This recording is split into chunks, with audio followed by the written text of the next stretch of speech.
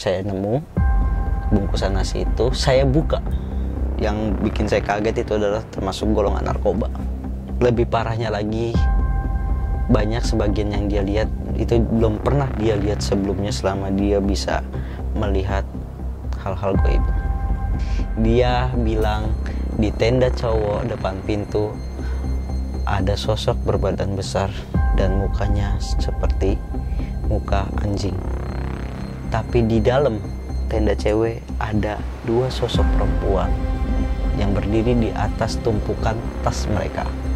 Dia cuma bilang sambil bisik-bisik, di belakang gua ada perempuan. Itu sedang ada pernikahan setan. Devi duduk di atas batu dalam posisi kerasukan. Assalamualaikum warahmatullahi wabarakatuh. Selamat malam Sobat Sidak Misteri semua, dimanapun kalian berada. Jumpa lagi dengan saya Kopaldi, host dari Sidak Misteri. Kali ini saya akan menceritakan sebuah cerita mistis yang pernah saya alami selain di mobil ambulans. Kali ini saya akan mengangkat sebuah pengalaman mistis saya yang mungkin teman-teman pernah minta untuk saya ceritakan, yaitu pengalaman mistis saya waktu saya berada di gunung. Sebelum saya bercerita, buat teman-teman yang menonton ini yang belum subscribe channel Sidak Misteri, mohon dukungannya, bantuannya agar saya lebih bersemangat lagi bikin konten. Dan buat teman-teman, pesan saya satu, seperti biasa, merinding boleh, takut jangan.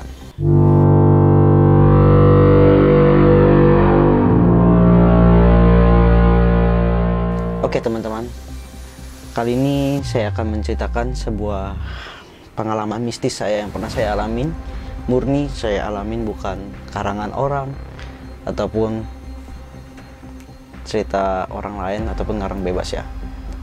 Ini pengalaman saya yang pernah saya alamin ketika pertama kalinya saya naik gunung bersama teman-teman dari remaja masjid lingkungan saya.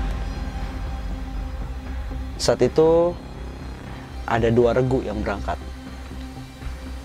Yang pertama, regu pertama itu naik mobil.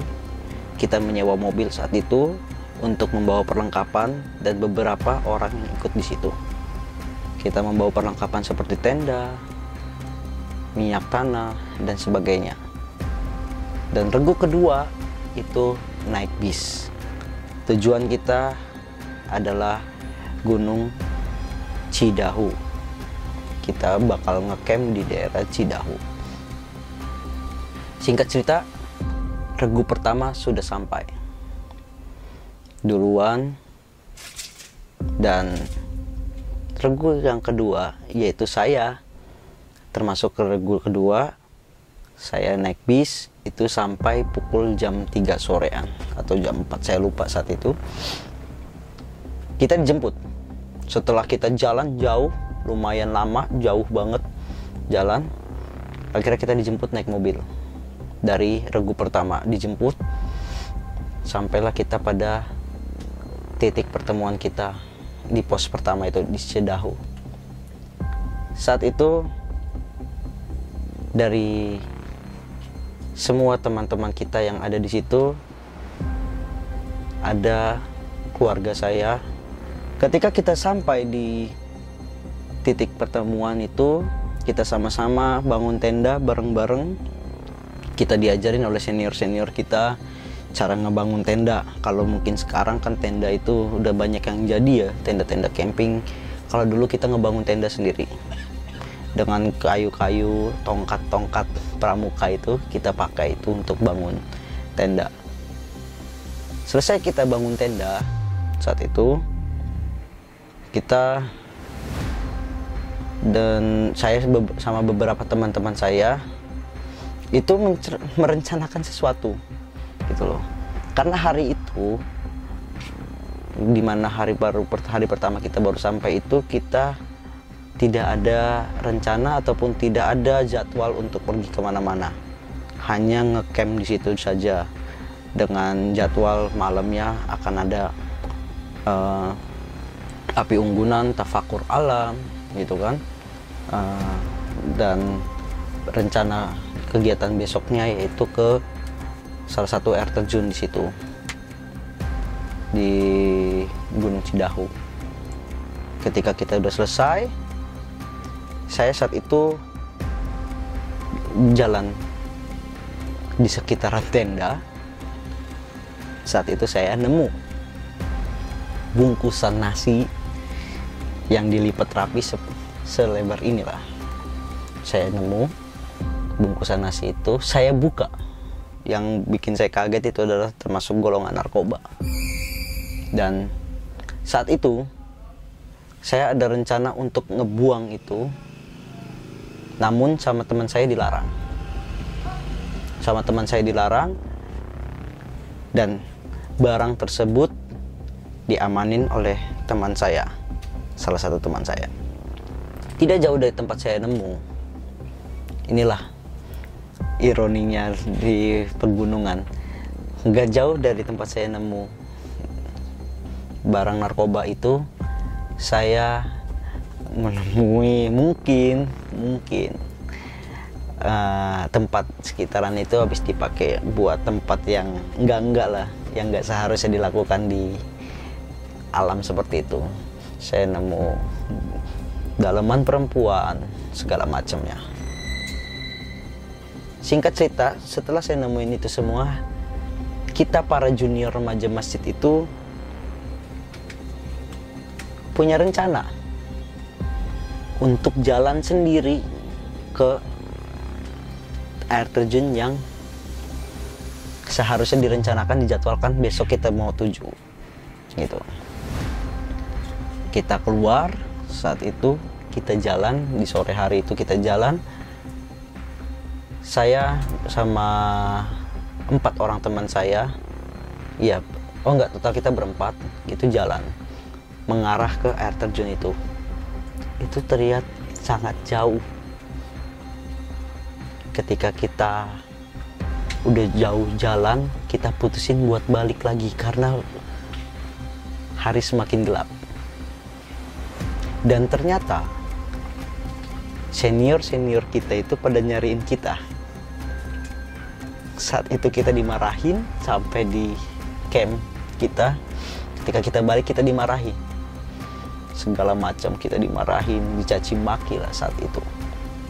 Kita dimarahin.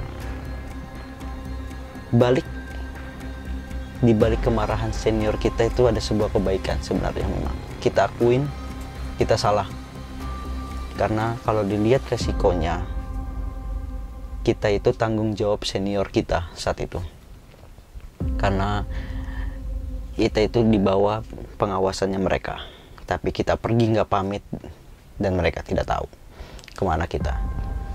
Saat itu sudah maghrib, kalau nggak salah sekitar jam 6-an. Kita balik ke camp, baru nyampe di camp lagi. Kita dimarah-marahin segala macam. Akhirnya kita saat itu dikasih waktu buat masuk ke tenda kita. Dan tenda kita itu didirikan agak berjauhan. Kita itu ada 3 tenda. Tenda cowok, tenda cewek, dan tenda pembina senior kita. Jarak tenda cewek sama tenda cowok kurang lebih hampir nyampe 200 meter. Sangat jauh bagi saya, 200 meter mungkin. Dan tenda cewek sama tenda pembina itu bersampingan saat itu. Sampai di jam makan malam, kita sedang makan malam di situ. Di situ ada semua rombongan itu, ada keluarga saya. Mungkin teman-teman juga tahu kalau saya sebutin namanya Devi, yang waktu itu saya ajak explore di hutan kota daerah Jakarta yang mengalami kesurupan. Devi saat itu sudah bisa melihat hal-hal gaib seperti hantu ataupun sebagainya. ketika jam makan malam itu Devi bercerita ke saya kalau misalkan dia melihat banyak sekali setan ataupun bahasa kasarnya makhluk-makhluk halus, yang lebih parahnya lagi banyak sebagian yang dia lihat itu belum pernah dia lihat sebelumnya selama dia bisa melihat hal-hal gaib, makhluk halus. Saya mendengarkan ceritanya, dia banyak bilang manusia besar segala macam. Oke, singkat cerita kita selesai pada makan malam, kita pada balik ke tenda kita masing-masing. Dan saat itu masih lama, yang punya handphone itu cuma 1 orang doang di tenda cowok, dan 1 orang juga yang mempunyai handphone di tenda cewek saat itu. Ketika kita di dalam tenda udah sekitar jam 8 malam, salah satu teman kita tiba-tiba ngomong ke SMS, lewat SMS dulu. SMS ke saudara saya itu si Devi. Kita tuh di dalam tenda rame, tenda cowok. Kita coba-coba tanya, pada ribet begitu. Coba-coba tanya sama si Devi, di sini ada apa aja gitu kan, segala macam. Yang jelas kepengen tahu tentang isi dari gunung itu, setan-setan yang ada di gunung. Devi bilang, ngebalas di handphone teman saya itu SMS cuma 1 pesan dia. Dia bilang gini, bilang sama anak-anak cowok untuk tidur tidak madep ke pintu tenda. Kata dia tidak bisa ngejelasin itu makhluk apa. Yang jelas dia bilang di tenda cowok depan pintu ada sosok berbadan besar dan mukanya seperti muka anjing. Oh, di situ kita gaduh. Woi, jangan lereng itu, jangan lereng itu. Itu kita gaduh semua. Kita gaduh semua. Dan di situ tertulis, saudara saya Devi bilang, dia bilang kalau misalkan di tenda cewek juga banyak, tapi di dalam tenda cewek ada 2 sosok perempuan yang berdiri di atas tumpukan tas mereka, tas-tas anak perempuan. Devi merasa ketakutan. Dia bilang dia di situ tidak tenang karena bagi dia banyak yang belum pernah dia lihat sebelumnya dari jenis-jenis makhluk halus. Oke, kita mencoba untuk menghilangkan rasa takut kita dari apa yang diberitahu saudara kita itu Devi dengan ngomong, dengan bicara hal yang lontang-lantung, hal yang apa sajalah untuk menghilangkan rasa takut kita. Kita di situ nyeritain tentang kekejaman senior kita, kegalakan senior kita. Kita omongin semuanya di anak cowok tanpa mereka sadari gitu kan. Tanpa mereka sadari sebenarnya ini ketika kita pulang dari sana setelah sekian lamanya, kita tuh baru tahu, tanpa kita sadari sebenarnya senior kita itu ada di dekat tenda kita dan mendengar semua pembicaraan kita yang tidak pantas saat itu. Namun namanya gelap gunung, kita tidak ada yang bisa melihat kalau tidak pakai senter. Dan saat itu kita tidak pernah ada yang pakai senter. Kita cuma mengandalkan namanya lampu badai ataupun lampu obor, lampu minyak itu. Dibikin dari botol minuman, isi minyak, kasih sumbu. Kita nggak ada yang bisa ngeliat kalau sekitaran tenda kita itu ternyata senior kita pada mendengar obrolan kita. Dan tiba-tiba kita lagi ngobrol kayak begitu, tenda kita dicabut pasaknya, dan kita itu spontan semuanya langsung pura-pura tidur. Dan kita itu disiramin air, dicipratin air gunung itu dingin sekali, diguyurin air, bangun semuanya. Dimarahin kita, papan suruh tidur nggak tidur segala macam, kita dimarahin. Jadi kita suruh bangun tenda itu lagi, kita suruh rapin berdiriin tenda itu lagi. Kita rapihin tenda, semuanya suruh kumpul bikin api unggun. Kita lagi bikin api unggun, kita lagi dengerin mereka senior-senior kita ngasih arahan, marah-marah segala macam. Itu kita masuk ke sesi tafakur alam. Dan saat itu juga ketika kita lagi sesi tafakur alam, saya duduk di samping saudara saya yang bisa ngeliat itu, namanya Devi. Tapi dia dengan posisi sangat ketakutan. Dia cuman bilang, posisi dia cuman begini doang. Dan saya bilang, lu kenapa? Saya tanya. Dia cuman bilang sambil bisik-bisik, di belakang gua ada perempuan. Dia bilang seperti itu. Di belakang gua ada perempuan, dan itu dekat kamar mandi. Kan kita ada di gunung itu, di pos itu ada kamar mandi darurat. Dan dia bilang, kamar mandi itu ada nenek-nenek. Dia bilang ke kita kalau misalkan kita di kamar mandi jangan terlalu jorok. Itu nenek-nenek itu, bahasa kasarnya apa ya, penunggunya kamar mandi itu. Kita dilarang untuk jorok di situ. Singkat cerita, kita selesai tafakur alam, kita masuk ke tenda masing-masing. Bagi saya ini sebuah intimidasi karena tenda cowok itu sangat jauh jaraknya dibanding tenda cewek. Pas kita anak cowok mau masuk tenda, saya waktu itu posisi paling belakang, tiba-tiba itu teriak. Teman saya nggak tahu, saya lupa waktu itu. Dia langsung tiba teriak-teriak, setan, setan, setan, setan di dalam tenda. Sampai tenda itu roboh. Ternyata kita dikerjain sama senior kita yang make mukena untuk nakut-nakutin kita di dalam tenda. Gitu. Akhirnya sudah semuanya berlalu kejadian itu, kita masuk ke dalam tenda.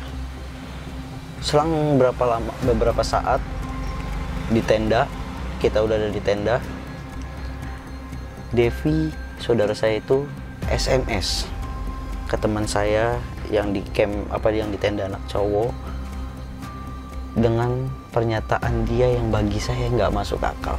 Bukan bagi saya, bagi kita semua nggak masuk akal. Dia bilang kalau di tempat kita camp itu sedang ada pernikahan setan.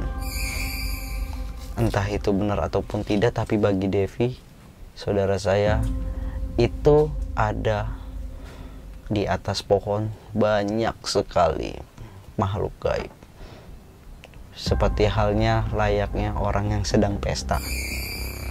Saat itu kita laluin malam dengan penuh rasa ketakutan.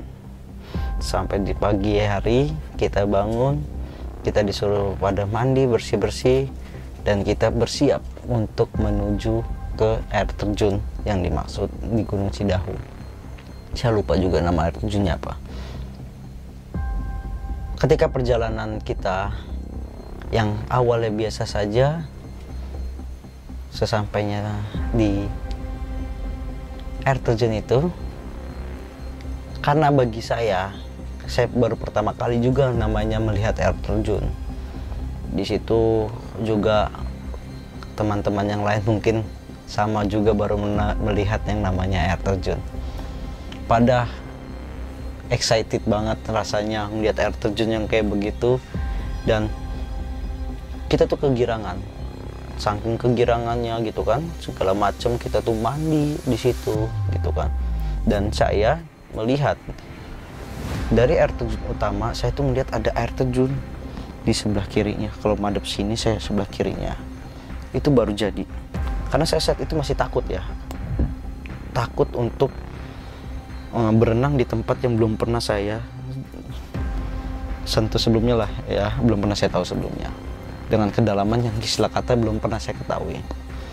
Saya minta foto, tolong dong fotoin, karena saat itu salah satu senior kita membawa kamera. Tolong dong fotoin. Saya sambil pegang ini, baru saya pegang, air terjun yang kecil itu baru jadi itu, saya diteriakin oleh Devi, "Woi, Pal, lu jangan foto di situ." Sambil marah banget, kayak orang, dia tuh marahin saya tuh kayak saya ngelakuin kesalahan yang fatal banget. "Jangan lu foto di situ, udah, jangan di situ, udah, sini gitu." Saya langsung mengerti apa yang dilarang oleh saudara saya itu, Devi, karena saya tahu cuman dia yang ngerti, dia lebih paham apa yang ada di situ. Akhirnya saya putusin saya tidak jadi foto di situ, tapi anak-anak itu, teman-teman saya, kita tuh semuanya pada ngelemparin batu ke air terjun itu, atasnya air terjun, rusuh lah gitu loh.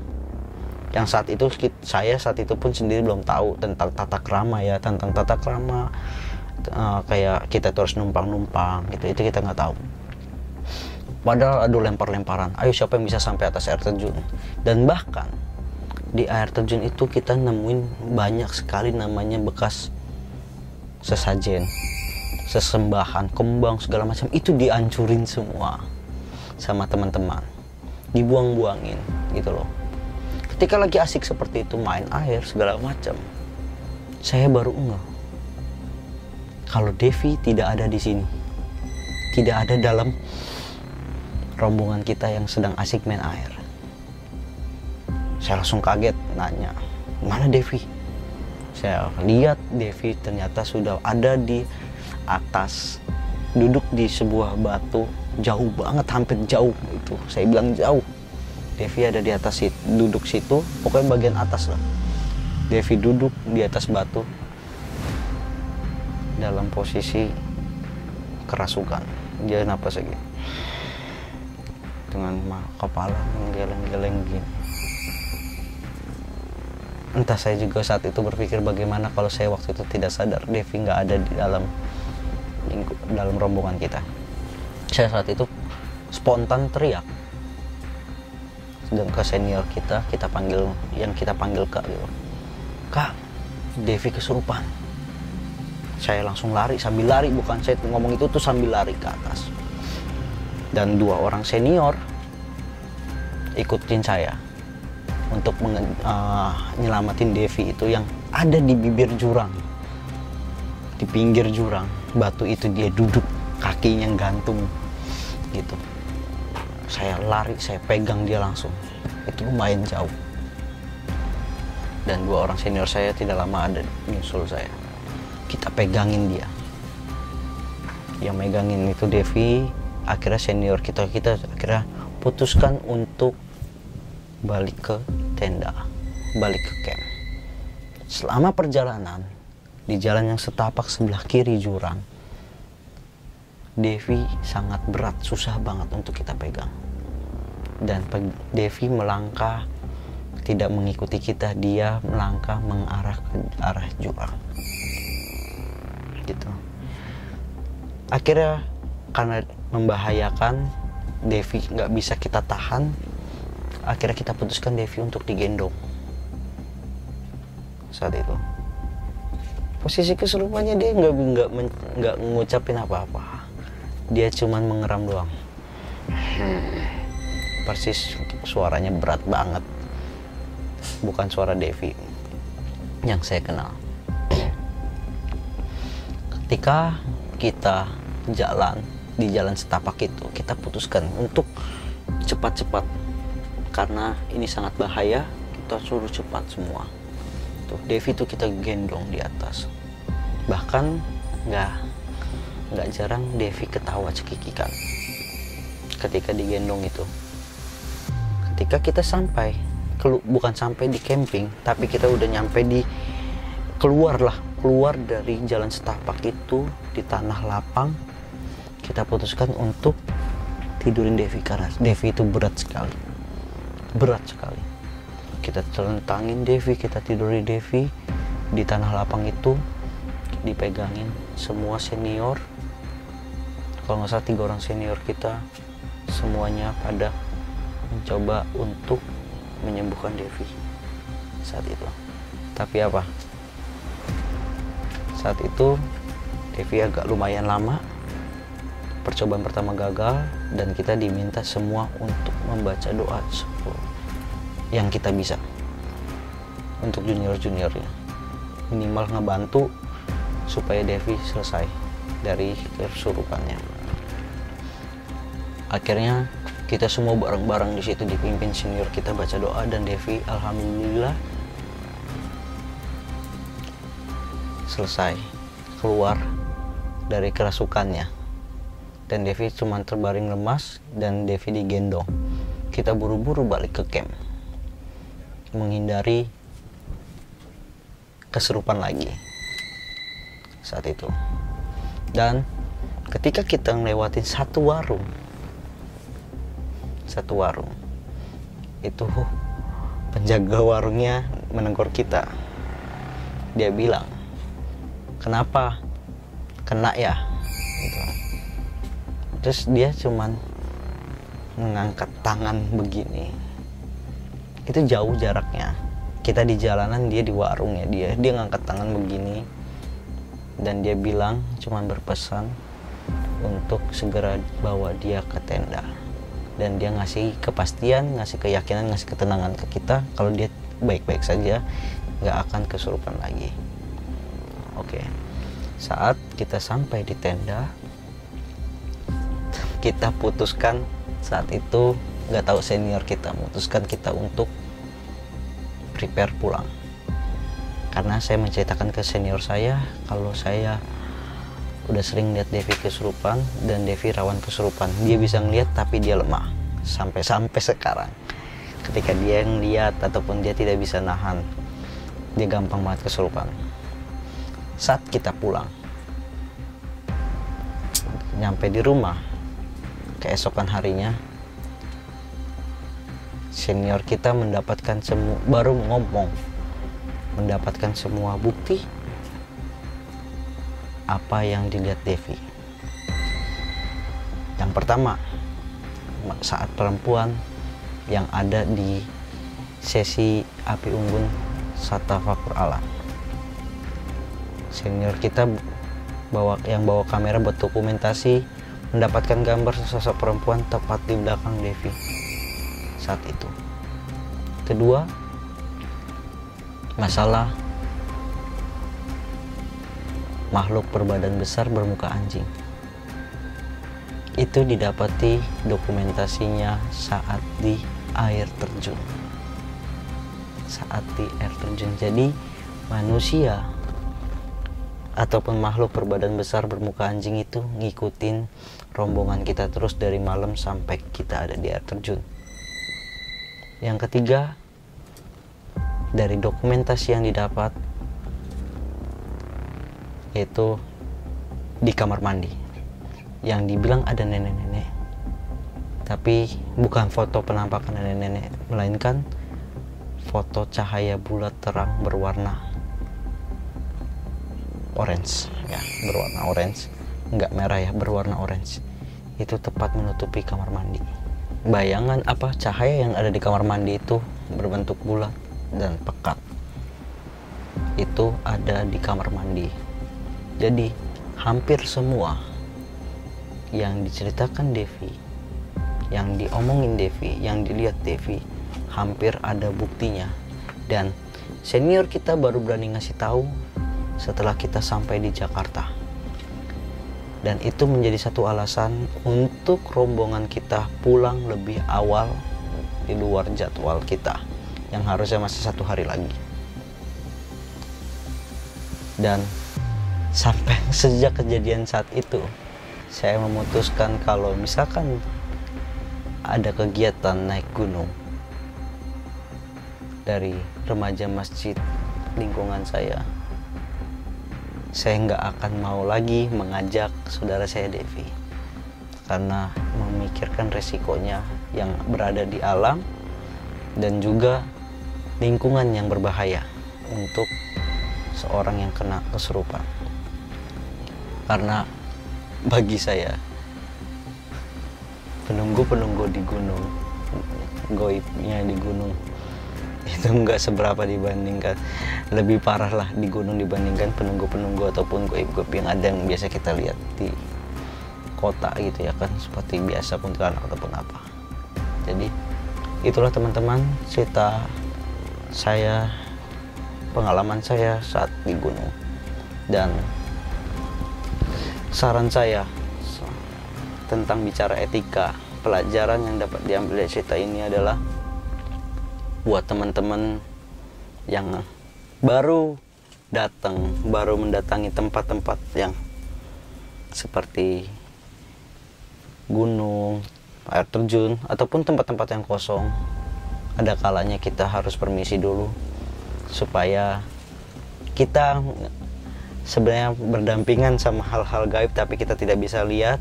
Takutnya kita merasa tersinggung, bikin tersinggung penunggu-penunggu situ. Ada kalanya kita permisi dan melakukan hal-hal yang baik aja. Jangan berucap yang seenaknya ataupun ngomong sembarangan. Dan buat teman-teman, demikianlah cerita dari saya, pengalaman mistis saya. Dan nggak sampai di sini. Besok-besok kita akan lagi bercerita. Saya akan mengangkat lagi cerita, entah itu pengalaman mistis saya pribadi ataupun dari teman-teman saya yang akan saya angkat.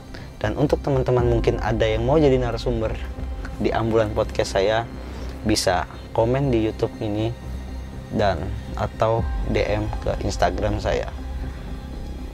Demikianlah teman-teman, buat teman-teman semua saya ucapkan sekali lagi terima kasih. Jangan lupa subscribe channel Sidak Misteri buat yang belum subscribe. Terima kasih telah menonton.